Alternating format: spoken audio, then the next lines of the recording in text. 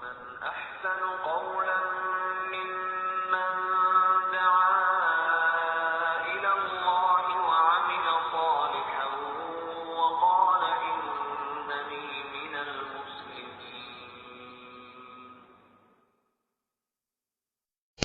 السلام عليكم ورحمة الله وبركاته. نحمده ونصلي على رسوله الكريم أما بعد.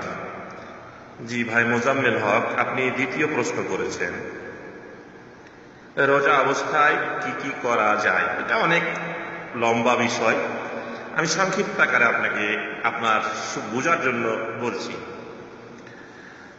আসলে এটাকে মুবাহাতুস সিয়াম বলা হয়, রোজা অবস্থায় যা করা বৈধ। আসলে এমন কতগুলো কাজ আছে যা রোজাদারের জন্য করা বৈধ, অথচ অনেকেই ধারণা করেন যে এগুলো করা রোজাদারের জন্য হয়তো অবৈধ, কিন্তু আসলে তা আর বৈধতার দাবি রাখে। যেমন পিপাসা ও গরমের তীব্রতায় মাথায় শীতল পানি ঢালা। যেমন মনে করেন যে অনেকে হয়তো রোদ লেগে যায় বা অনেকে গরম বেশি হতে শুরু করে, তখন হতে পারে কি করে, সে মাথায় বেশি করে পানি ঢালে, জি জায়েজ আছে। অনুরূপভাবে শরীরে গামছা ভিজিয়ে পেঁচিয়ে রাখে, জায়েজ কারণ অথবা পানিতে ডুব দিয়ে হতে পারে শরীর ঠান্ডা করার চেষ্টা করে, যে এটিও জায়েজ আছে, কারণ এগুলো হাদিস দ্বারা প্রমাণিত। এটি হাদিস দ্বারা প্রমাণিত, কারণ রাসূলুল্লাহ সাল্লাল্লাহু আলাইহি সাল্লাম এটি করেছেন এবং হযরত আব্দুল্লাহ ইবনে উমর রাদিয়াল্লাহু তাআলা আনহু নিজেও করেছেন। জি। দ্বিতীয় হলো মেসওয়াক করা। অনেকে বলেন যে মেসওয়াক বা দাঁতন করা রোজাদারের জন্য উচিত নয়, কিন্তু আসলে কথাটি সত্য নয়, বরঞ্চ রোজাদারের জন্য সকাল বিকাল সর্ব অবস্থায় মেসওয়াক করা এটি মুস্তাহাব। নাইলুল আওতার, ইমাম শাওকানী রাহমাতুল্লাহ আলাইহি তার নাইলুল আওতার কিতাবের মধ্যে এটি বিস্তারিতভাবে উল্লেখ করেছেন। কারণ মেসওয়াক করার ক্ষেত্রে সঠিক বা বিশুদ্ধ মত যে মেসওয়াক করা যাবে, এটি জমহুর উলামাগণের মাযহাব, এবং মেসওয়াক করা যাবে না মর্মে যে হাদিসটি বর্ণিত আছে তার সনদ নিতান্তই দুর্বল। অতএব এটিও করা যাবে। 3 নম্বরে আমরা যদি যাই, তাহলে দেখব যে সকল ইনজেকশন খাদ্যের পরিবর্তে ব্যবহার হয় না, যেমন পেনিসিলিন বা ইনসুলিন, অ্যান্টিবায়োটিক, ভিটামিন অথবা ভ্যাকসিন জাতীয় ইনজেকশন, যা হাতে, কোমরে, দেহের পেশি বা শিরায় দেওয়া হয়, তাতে রোজা নষ্ট হয় না। তদুপরি একান্ত যদি জরুরি না হয় তাহলে দিনের বেলায় না নেওয়াটাই ভালো। আচ্ছা, চোখে ও কানে সুরমা বা তরল ঔষধ ব্যবহার করা যাবে, যদিও ঔষধের প্রতিক্রিয়া গলায় অনুভূত হয়। কথা বুঝতে পেরেছেন? চোখে এবং কানে, এই অভিমতটিকে ইমাম ইবনে তাইমিয়া রাহমাতুল্লাহ আলাইহি প্রাধান্য দিয়েছেন। আচ্ছা, অনুরূপভাবে মুখের মধ্যে যদি থুতু বা কাশি বা রাস্তার ধুলাবালি বা হতে পারে মেশিনে আটা পেশানোর জন্য যদি কেউ যায়, তো সেখান থেকে আটা উড়ে এসে গলার মধ্যে ঢুকে যায়, তো বলা হচ্ছে যদি এগুলো যদি কেউ গলতকরণ করে ফেলে, গিলে নেয়, তাহলে রোজা নষ্ট হবে না। কথা বুঝতে পেরেছেন? জি। সতর্কতার সঙ্গে শিশু খাদ্য চিবিয়ে দেওয়াতেও কোনো রোজার অসুবিধা হবে না। মনে করেন যে একটা ছোট্ট শিশু হতে পারে শক্ত কোনো খাদ্য খেতে পারছে না, আপনি মুখ দিয়ে ওটা চিবিয়ে বাচ্চাটার মুখে দিচ্ছেন, জি জায়েজ আছে। ফিকহ সুন্নাহর মধ্যে বিষয়ে সুস্পষ্ট মাসলা এসেছে। আচ্ছা, যদি কারো কোনো কারণবশত সেহরি খেতে দেরি হয়ে যায় বা পানাহার কালীন সময় আহার করার সঙ্গে সঙ্গে যদি আজান শুরু হয়ে যায়, এমতো অবস্থায় তার প্রয়োজন মেটানো পর্যন্ত সে কি করতে পারবে? আহার ভক্ষণ করতে পারবে।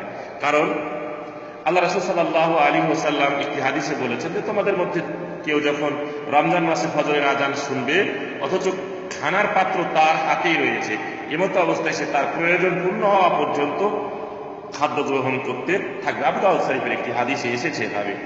রমজান মাসে রাতে স্ত্রী সহবাস করে গোসল না করে ফজর পর্যন্ত কাটাতে পারবে, এবং সময় না থাকলে অপবিত্র অবস্থায় সেহরি খেয়ে রোজা রাখবে, পরে গোসল করে নামাজ আদায় করবে।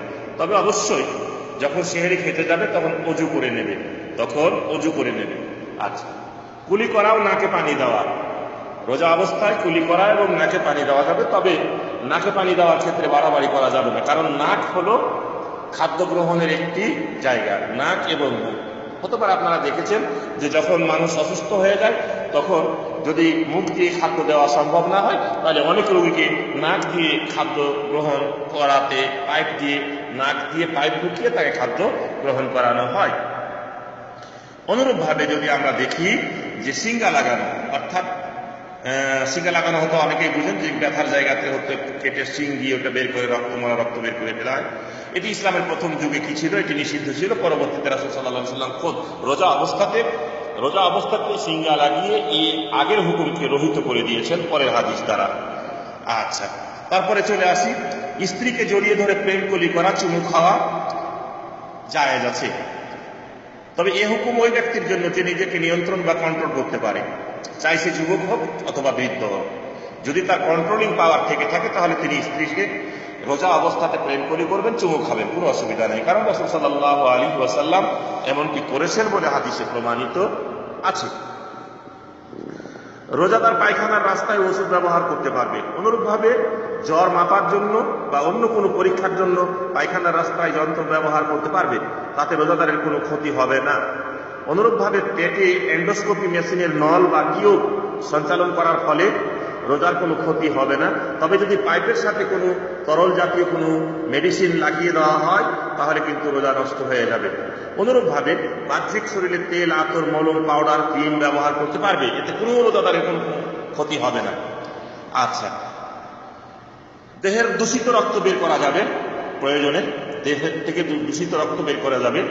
আচ্ছা, দেহের যে কোনো অঙ্গের কাটা ফাটা থেকে রক্ত বের হোক না কেন তাতে রোজা নষ্ট হবে না, এটা আমাদেরকে মনে রাখতে হবে। অনুরূপভাবে রোজা অবস্থায় আরো যা করা যায় তা হলো দাঁত তোলা যাবে, কিডনি অচল অবস্থায় দেহের রক্ত শোধনের জন্য ডায়ালাসিস করা, ক্ষত স্থানে ওষুধ ব্যবহার করা, সুগন্ধির সুঘ্রাণ করা, তবে ধোঁয়া জাতীয় সুগন্ধি ব্যবহার করা যাবে না, আতর যাবে, চন্দন কাঠের ধোঁয়া টোয়া ইত্যাদি, আগরবাতি ইত্যাদি নেওয়া যাবে না। আচ্ছা, নাকে মুখে স্প্রে ব্যবহার করা, স্প্রে দুই প্রকার মনে রাখতে হবে। বাষ্প জাতীয় স্প্রেতে রোজা নষ্ট হয় না, কিন্তু ক্যাপসুল জাতীয় যদি সেই স্প্রেটা হয় তাহলে রোজা নষ্ট হবে। অনুরূপভাবে তরিতরকারির লবণ, মিষ্টান্নের মিষ্টি লবণ হলো কিনা, মিষ্টি হলো কিনা, এটা চেখে দেখার জন্য জিহ্বায় নেওয়া যাবে। দিনের বেলায় ঘুমানো যাবে, সফর করা যাবে, এগুলো সব কিছু রোজা অবস্থাতে কি বৈধ। আশা করি বিস্তারিত আপনারা জানতে পারলেন। জাযাকুমুল্লাহু খাইর, বারাকাল্লাহ। আসসালামু আলাইকুম ওয়া রাহমাতুল্লাহ।